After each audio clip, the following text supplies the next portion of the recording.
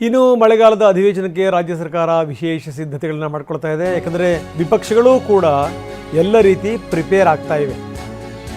ಯಾವ ಸಂದರ್ಭದಲ್ಲಿ ಹೇಗೆ ಕಟ್ಟಿ ಹಾಕಬೇಕು ಅಂತ ಯೋಚನೆ ಮಾಡ್ತಾ ಇವೆ. ಹೀಗಾಗಿ ಅವುಗಳಿಗೆ ಸರಿಯಾದ ರೀತಿ ಉತ್ತರ ಕೊಡಬೇಕಲ್ಲ, ಅದಕ್ಕೆ ಸರ್ಕಾರ ಕೂಡ ಸಕಲ ರೀತಿಯಲ್ಲೂ ಕೂಡ ಸಜ್ಜಾಗ್ತಾ ಇದೆ. ಇವತ್ತು ಸಂಜೆ ಸಚಿವರ ಜೊತೆಗೆ ಮುಖ್ಯಮಂತ್ರಿ ಡಿ ಕೆ ಶಿವಕುಮಾರ್ ಸಭೆ ಮಾಡ್ತಾರೆ, ಯಾವ ರೀತಿ ಉತ್ತರ ಕೊಡಬೇಕು ಅಂತ. ಯಾಕಂದರೆ ನೋಡಿ, ಇರೋರು 31 ಜನ ಮಂತ್ರಿಗಳು, ಜೊತೆಗೆ ಬಹುತೇಕ ಖಾತೆಗಳು ಮುಖ್ಯಮಂತ್ರಿಯವರ ಕೈನಲ್ಲಿವೆ.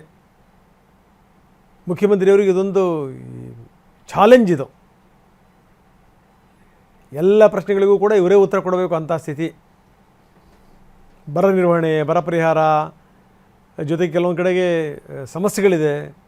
ನಾಗೇಂದ್ರ ವಿಚಾರ, ಬಿಡದಿ ಟೌನ್ಶಿಪ್ಪು, ಒಂದಾ ಎರಡಾ ಖಾತೆ ಹಂಚಿಕೆಯಲ್ಲಿ ವಿಳಂಬ ಆಗ್ತಿರೋದು, ಸಂಪುಟ ವಿಸ್ತರಣೆ ವಿಳಂಬ ಆಗಿದ್ದು, ಎಲ್ಲ ಟೀಕೆಗಳು ಕೂಡ ಬರ್ತವೆ, ಬಾಣಗಳ ಥರ ತೂರಿ ಬರ್ತವೆ. ಅದೆಲ್ಲವನ್ನೂ ಕೂಡ ಇವರು ನಿಭಾಯಿಸಬೇಕು.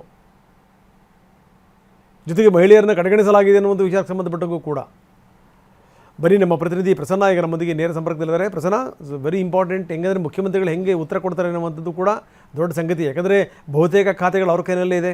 ಎಂಥ ಸ್ಥಿತಿ ನೋಡಿ, ಹಿಂದೆ BJPಗೆ ಬೈತಾಯಿದ್ರು, ಯಡಿಯೂರಪ್ಪನವರೇ ಎಲ್ಲವನ್ನೂ ಕೂಡ ನಿಭಾಯಿಸ್ತಾ ಇದ್ದಾರೆ, ಈ BJP ಅವ್ರ ನೆರವಿಗೆ ಬರ್ತಿಲ್ಲ ಅನ್ನುವಂಥ ಮಾತನ್ನು ಇದೇ ನಾಯಕರು ಹೇಳಿದ್ದು ನಮ್ಮ ಕಣ್ಣೆದುರುಗಡೆಗಿದೆ. ಈಗ ಅದೇ ಪರಿಸ್ಥಿತಿ ಈಗ ಡಿ ಕೆ ಶಿವಕುಮಾರ್ ಅವ್ರದ್ದು. ತೀರ ಎಂಥ ಸ್ಥಿತಿ ಅಂತಂದರೆ ಯಾರಿಗೆ ಯಾವ ಖಾತೆ ಕೊಡಬೇಕು ಅನ್ನೋ ವಿಚಾರಕ್ಕೆ ಸಂಬಂಧಪಟ್ಟಂಗೂ ಕೂಡ ದಿಲ್ಲಿ ಕಡೆಗೆ ಮುಖ ಮಾಡಬೇಕು ಅಂಥ ಸ್ಥಿತಿ ಇದೆ. ಇಂಥ ಸಂದರ್ಭದಲ್ಲೇ ಕಲಾಪದಲ್ಲಿ ಏನು ಉತ್ತರ ಕೊಡ್ತಾರೆ ಅನ್ನುವಂಥದ್ದು ವೆರಿ ಇಂಪಾರ್ಟೆಂಟ್. ಅದಕ್ಕೆ CM ಈಗ ಪ್ರಿಪರೇಷನ್ ಶುರು ಮಾಡಿದ್ದಾರೆ ಅಂತ ಏನು ಹೇಳ್ತೀರಿ? ರಂಗನಾಥ್, ನಾಳೆ ಬೆಳಗ್ಗೆ 11 ಗಂಟೆಗೆ ಮಳೆಗಾಲದ ವಿಧಾನಮಂಡಲ ಅಧಿವೇಶನ ಪ್ರಾರಂಭ ಆಗುತ್ತೆ. ಖಾತೆಗಳಿಲ್ಲದೆಯೇ ಸಚಿವರು ಬಂದು ವಿಧಾನಮಂಡಲ ಅಧಿವೇಶನಕ್ಕೆ ಕೂರ್ತಾರಾ ಅನ್ನುವಂಥದ್ದು ಈಗ ಇರುವಂಥ ಕುತೂಹಲ.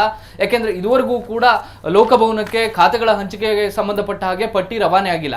ಹೀಗಾಗಿ ಇವತ್ತಿನ ಒಳಗಾಗಾದರೂ ಖಾತೆಗಳ ಹಂಚಿಕೆ ಆಗುತ್ತಾ ಅನ್ನುವಂಥದ್ದು ಸಹಜವಾದಂಥ ಅನುಮಾನಗಳನ್ನ ಮೂಡಿಸ್ತಾ ಇದೆ.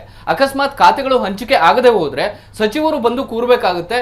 ಅದರ ಹೊರತು ಎಲ್ಲ ಪ್ರಶ್ನೆಗಳಿಗೂ ಕೂಡ ಸುಮಾರು 18 ಇಲಾಖೆಗೆ ಸಂಬಂಧಪಟ್ಟಂತಹ ಪ್ರಶ್ನೆಗಳಿಗೆ ಮುಖ್ಯಮಂತ್ರಿ ಡಿ ಕೆ ಶಿವಕುಮಾರ್ ಅವರೇ ಶಾಸಕರ ಪ್ರಶ್ನೆಗಳಿಗೆ ಉತ್ತರವನ್ನ ಕೊಡಬೇಕಾಗುತ್ತೆ.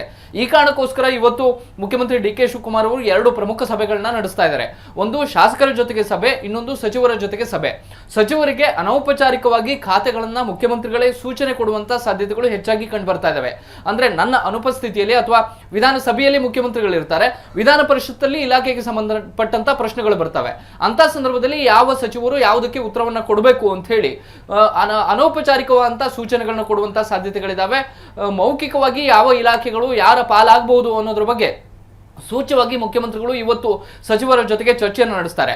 ವಿರೋಧ ಪಕ್ಷಗಳು ಎತ್ತುವಂತಹ ಪ್ರಶ್ನೆಗಳಿಗೆ, ಎತ್ತುವಂತಹ ವಿಚಾರಗಳಿಗೆ ಯಾವ್ಯಾವ ವಿಷಯಗಳನ್ನ ಮುಂದಿಟ್ಕೊಂಡು ವಿರೋಧ ಪಕ್ಷಗಳು ಅಟ್ಯಾಕ್ ಮಾಡ್ತವೆ ಅನ್ನೋದ್ರ ಬಗ್ಗೆ ಒಂದು ಹಿಂಟ್ ಅಂತೂ ಸಿಕ್ಕಿದೆ. ಈ ಎಲ್ಲ ಆಧಾರದ ಮೇಲೆ ಹೇಗೆ ವಿರೋಧ ಪಕ್ಷಗಳನ್ನ ಕಟ್ಟಿ ಹಾಕಬೇಕು, ಅದನ್ನ ಡಿಫೆನ್ಸಿವ್ ಗೇಮ್ ಅನ್ನು ಹೇಗೆ ಆಡಬೇಕು ಅನ್ನೋ ಬಗ್ಗೆಯೂ ಕೂಡ ಸಚಿವರ ಜೊತೆಗೆ ಮುಖ್ಯಮಂತ್ರಿಗಳು ಚರ್ಚೆಯನ್ನ ಮಾಡ್ತಾರೆ. ಇನ್ನೊಂದು, ಶಾಸಕರ ಜೊತೆಗೂ ಕೂಡ ಚರ್ಚೆ ನಡೆಸೋದಕ್ಕೆ ಮುಖ್ಯಮಂತ್ರಿಗಳು ತೀರ್ಮಾನವನ್ನ ತೆಗೆದುಕೊಳ್ತಾ ಇದ್ದಾರೆ. ಅದು 30ಕ್ಕೂ ಹೆಚ್ಚು ಶಾಸಕರ ಪಟ್ಟಿಯನ್ನ ಮಾಡಲಾಗಿದೆ. ಬಿಡದಿ ವಿಚಾರ ಬಂದ್ರೆ, ನಾಗೇಂದ್ರ ಅವರ ವಿಚಾರ ಬಂದ್ರೆ, KPCಯ ವಿಚಾರ ಬಂದ್ರೆ, ಬರ ಮತ್ತು ನೆರೆಯ ಪರಿಹಾರಕ್ಕೆ ಸಂಬಂಧಪಟ್ಟ ಹಾಗೆ ವಿಚಾರ ಬಂದ್ರೆ, ಮಹಿಳಾ ಸಚಿವರಿಲ್ಲದೆ ಆರಂಭ ಆಗ್ತಾ ಇರುವಂತಹ ಮೊದಲ ಅಧಿವೇಶನ ಅನ್ನುವಂತಹ ವಿಚಾರಗಳು ಬಂದ್ರೆ, ಮಹಿಳೆಯರನ್ನ ಕಡೆಗಣಿಸಲಾಗ್ತಿದೆ ಅನ್ನುವಂತಹ ಗೊಂದಲಗಳು ಸೃಷ್ಟಿಯಾದ್ರೆ, ಈ ಎಲ್ಲ ವಿಚಾರಗಳು ಚರ್ಚೆಗೆ ಬರುವಂತಹ ಸಂದರ್ಭದಲ್ಲಿ ಶಾಸಕರು ಕೂಡ ಸರ್ಕಾರದ ಬೆನ್ನೆಲುಬಾಗಿ ನಿಂತು ಮಾತನಾಡಬೇಕು ಅಂತ ಹೇಳಿ ಮುಖ್ಯಮಂತ್ರಿಗಳು ಸೂಚನೆಯನ್ನ ಕೊಡ್ತಾ ಇದ್ದಾರೆ. ಯಾರು ಪ್ರಬಲವಾಗಿ ಮಾತನಾಡುವಂತಹ ಶಾಸಕರಿದ್ದಾರೆ, ಸಮರ್ಥವಾಗಿ ಮಾತನಾಡ್ತಾರೆ, ದಾಖಲೆಗಳನ್ನ ಇಟ್ಕೊಂಡು ವಿರೋಧ ಪಕ್ಷಗಳನ್ನ ಕಟ್ಟಿ ಹಾಕೋದಕ್ಕೆ ಯಾರು ಸಮರ್ಥರಿದ್ದಾರೆ ಅಂತ ಶಾಸಕರ ಪಟ್ಟಿಯನ್ನ ಮಾಡಲಾಗಿದೆ.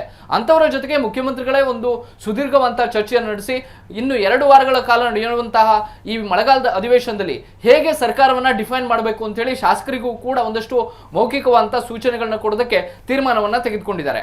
ಹೇಳಿ ಕೇಳಿ ಡಿ ಕೆ ಶಿವಕುಮಾರ್ ಅವರು ಮುಖ್ಯಮಂತ್ರಿ ಆದ ಬಳಿಕ ನಡೀತಾ ಇರುವಂತಹ ಮೊದಲ ಅಧಿವೇಶನ, ಅವರಿಗೆ ಆಡಳಿತಾತ್ಮಕ ಸಮಸ್ಯೆಗಳು ಕೂಡ ಈಗ ಎದುರಾಗ್ತಾ ಇರುವಂತಹ ಹಿನ್ನೆಲೆಯಲ್ಲಿ ಈ ಅಧಿವೇಶನಕ್ಕೆ ಸರ್ಕಾರ ಏನ್ ಸಿದ್ಧತೆಗಳನ್ನ ನಡೆಸ್ತಾ ಇದೆ ಅನ್ನುವಂಥದ್ದು ಬಹಳ ಕುತೂಹಲವನ್ನ ಮೂಡಿಸ್ತಾ ಇದೆ. ರಂಗನಾಥ್, ಎಸ್, ಧನ್ಯವಾದ ತಮ್ಮೆಲ್ಲ ಮಾಹಿತಿಗೆ.